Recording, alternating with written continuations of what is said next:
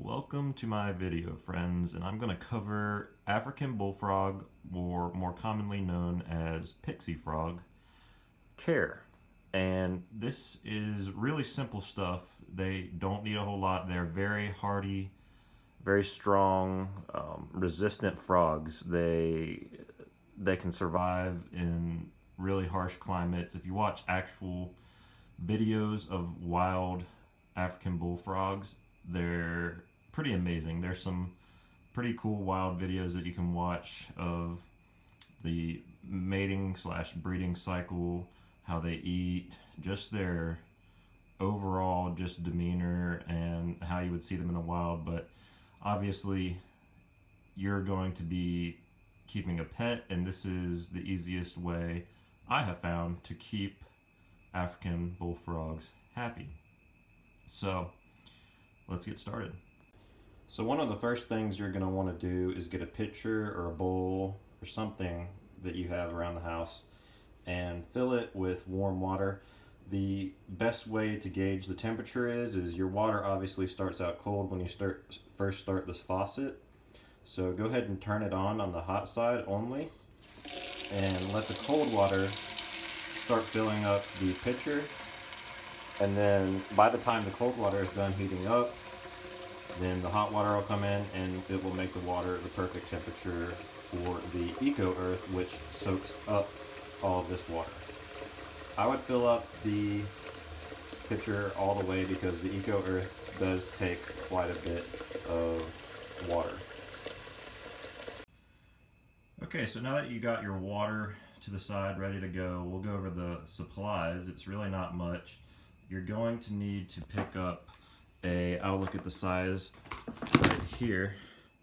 It's a 26.5 long by 16 wide, or a 34 quart tub that comes with a lid. This is a Sterilite brand that I got at Walmart for $5, a little over $5. It's perfect size, really. These guys don't really need that much room. They do move around, but they are half aquatic, half land creatures.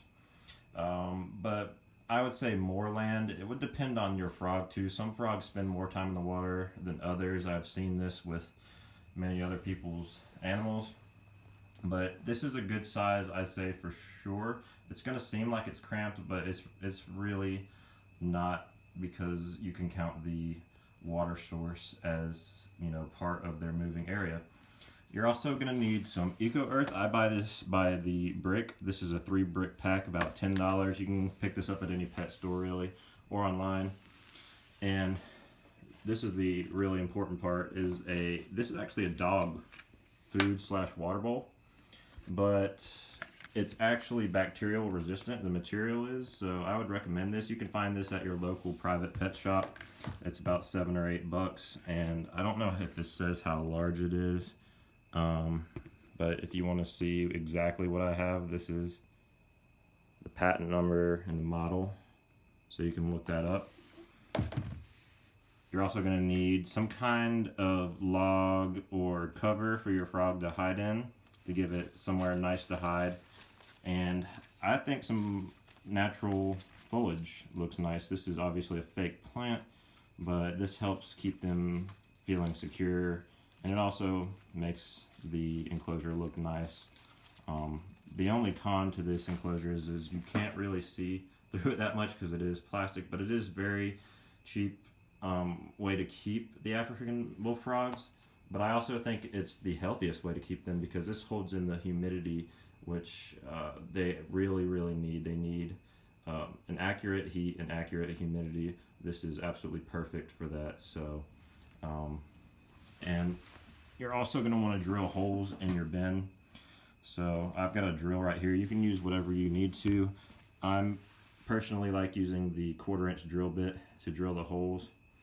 And you want to drill the holes in the sides. I spread them out up near here. I do, I don't know, maybe 10 holes across the long sides.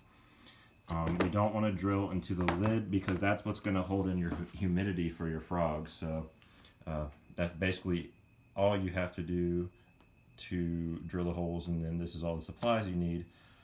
to get your enclosure set up. So I'm going to go ahead and work on this and bring you guys along the way.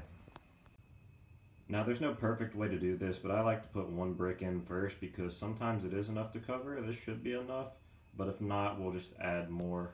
Other than that, all you have to do, this is great to do whenever you're setting everything else up.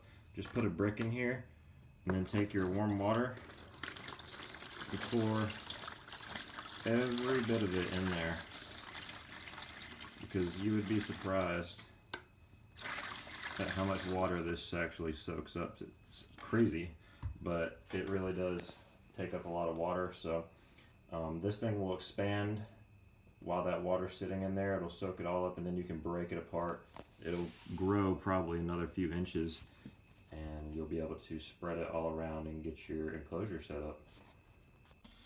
Alright guys, this is the point where it's completely up to you after the Eco Earth has dissolved and you're ready to spread it around.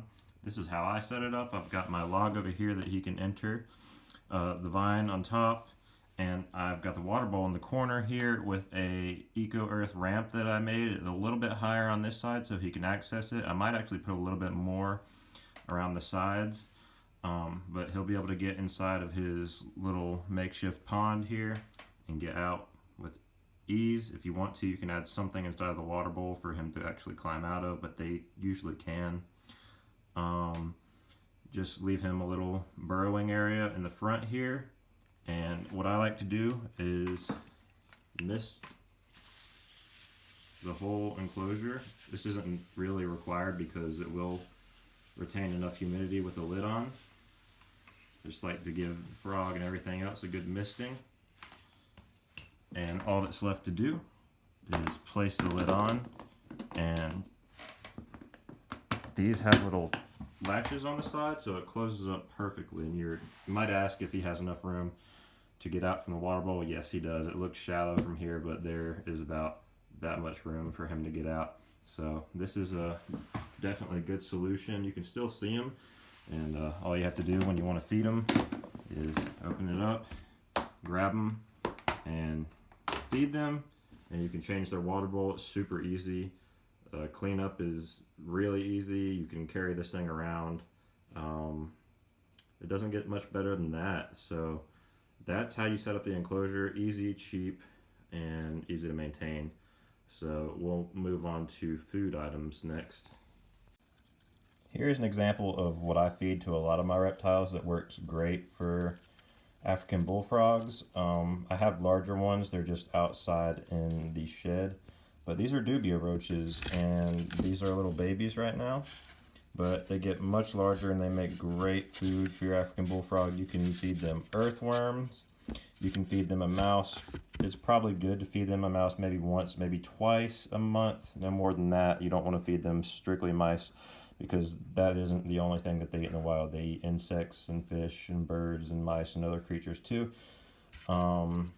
You can feed hornworms, superworms, pretty much anything that's an insect and lives, you can feed these guys. They are absolute pack rats and eat so much food.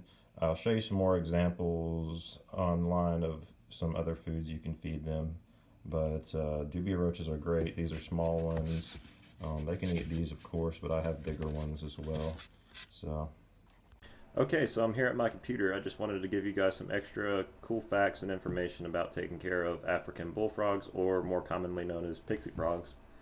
All I did to find this information was what anybody else would do and look up African bullfrog care. And there's a host of resources on Google that will help you know exactly what to do if you didn't get everything you needed from my video. But just to give some simple facts from some of these sources, they're commonly known as pixie frogs, and this is their technical name. Males grow larger than females and can grow over 4 pounds, which is true. It's they can get pretty big. Another cool thing is they live up to 35 years. More commonly 20, but 35 is possible, very possible. They're long living creatures, so if you're getting one of these, you're in for the long haul. We already kind of went over housing, but here's some more information. on housing. Diet, this is important. You can feed them crickets, mealworms, roaches, locusts, small rodents, even smaller amphibians. Stay away from meat that you buy in a grocery store like chicken or beef. That's pretty common sense, I would think. You want to keep them damp and humid. Make sure you clean their enclosures to reduce parasites. You want to provide a temperature gradient of 77 to 82 degrees. This is absolutely correct. And we already offered them a water dish, a shallow water dish to use. They do recommend that you either dechlorinate it using some dechlorination solution with your water, or you can do what I do and I just let my water sit out and evaporate all the chemicals. It takes not too long, probably leave it overnight, and you'll be fine. Other than that, there's not that much to it. If you guys have any questions, feel free to leave me a comment and I'll be happy to answer those questions. I've had fun making this care video. I appreciate you guys who are still hanging around my channel, and I hope that you have a great day.